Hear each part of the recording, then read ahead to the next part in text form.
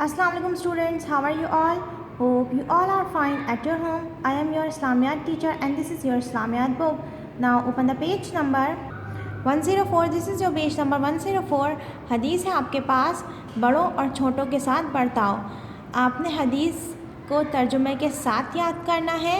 Okay, हदीस देख लेते हैं। तर्जुमा है, रसूलुल्लाह सल्लल्लाहु अलैहि वसल्लम ने फरमाया, जो आदमी हमारे छोटों के साथ शफ़क़त का बर्ताव ना करे और बड़ों का एहतराम ना करे वो हम में से नहीं है। ठीक है, तशरीह है, जो लोग आप सल्लल्लाहु अलैहि वसल्लम और आप सल्लल्लाहु अलैहि वसल्लम के लाए हुए दीन से वाबस्तगी चाहते हैं, इनके लिए ज़रूरी है कि वो बड़ों का अदब व एहतराम करें और छोटों के साथ शफ़क़त से पेश आएँ।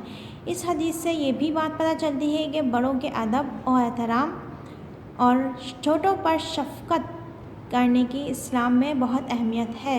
हम सबको इसका एहतमाम करना चाहिए। देखिए स्टूडेंट्स, हुज़ूर अकरम सल्लल्लाहु अलैहि वसल्लम की हदीस है कि हमें बड़ों के साथ जो है वो अदब से पेश आना चाहिए, एहतराम करना चाहिए उनका। और अगर हम बड़ों का एहतराम और छोटों के साथ शफ़क़त से नहीं पेश आएंगे तो हम मुसलमान नहीं होंगे, क्योंकि आप सल्लल्लाहु अलैहि वसल्लम ने साफ़ मना कर दिया गया कि जो शख्स यानी जो आदमी हमारे छोटों के साथ शफ़क़त का बर्ताव ना करे और बड़ों का एहतराम ना करे वो हम में से नहीं है। हम में से नहीं है तो इसका मतलब फिर वो मुसलमान ही नहीं है। ठीक है, तो हमें चाहिए कि हम अपने छोटों के साथ जो है शफ़क़त से पेश आएँ। अगर वो कोई गलती कर देते हैं तो हमें उन्हें प्यार से समझाना चाहिए, ना कि हम उनके ऊपर हाथ उठाएँ या उनको डांटें। ठीक है, बड़ों का हमेशा एहतराम करना चाहिए, चाहे वो हमें डांटें, वो हमें हमारे भले के लिए ही डांटते हैं, लेकिन इसका ये मतलब नहीं है कि हम उनका एहतराम करना भूल जाएं। बड़ों के साथ हमें हमेशा हम एहतराम करना चाहिए, उनके साथ हमेशा अच्छे से पेश आना चाहिए, प्यार से पेश आना चाहिए। ओके स्टूडेंट्स, नेक्स्ट हदीस देखते हैं। नेक्स्ट है हमारे पास मुसलमानों की इज़्ज़त व आबरू की हिफाजत। तर्जुमा है, रसूलुल्लाह सल्लल्लाहु अलैहि वसल्लम ने फरमाया, जिस बंदे ने अपने किसी मुसलमान भाई के ख़िलाफ़ की जाने वाली ग़ीबत और बदगोई का इसकी गैर मौजूदगी में दिफ़ा किया और जो जवाबदेही की, तो अल्लाह ताला के ज़िम्मे है कि आतिश दोज़ख से इसको आज़ादी बख्श देगा। यानी कि इस हदीस का क्या मतलब है कि जिस बंदे ने अपने किसी मुसलमान भाई की, अपने भाई बहन, किसी भी शख्स की, अपने दोस्त की ख़िलाफ़ किए जाने वाली ग़ीबत और बदगोई, यानी कि अगर महफ़िल में वो किसी गया है या किसी दोस्तों से वो मिलने गया है, अगर उसके किसी भाई, उसके किसी दोस्त, किसी भी शख्स की बुराई हो रही है, कोई ग़ीबत हो रही है, अगर उस शख्स ने उसका दिफ़ा किया यानी कि उसे प्रोटेक्ट किया, उसकी जवाबदेही की यानी कि उसको सही साबित किया, तो उसका ज़िम्मा अल्लाह ताला ले लेता है कि वो आतिश दोज़ख यानी कि जहन्नुम की आग से वो उसको आज़ादी दे देगा।